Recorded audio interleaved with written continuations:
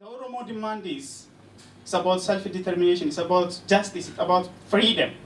So that was the case. So I wrote like historical events, what was happening in Oromia, as well in Ethiopia.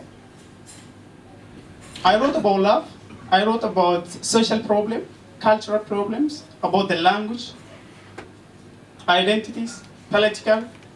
I tried to criticize the government. It was really positive and constructive criticism. But the government, of course, is not government actually. It's a group of gangsters and mafias. Because if someone is make a group and that group is not representing the majority of nations or people, you couldn't say that that's government.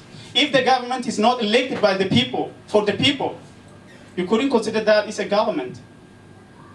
So this group already monopolized all things in that country. So if you at least say something negative to them, they accuse you. Because nowadays the business is about terrorists. So if someone is talk about, for example, let you take Martin and Joan. They went there, they entered in Ethiopia in order to do something journalism, to bring out the facts which was not untold, which was untold. But they were accused as terrorists. So the problem is the government view, especially the TPLF right now on the power, those views on Oromos, if you are Oromo, that's enough.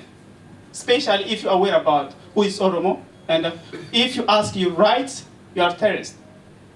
So that's why they accused me and they arrested me without having committed any crime.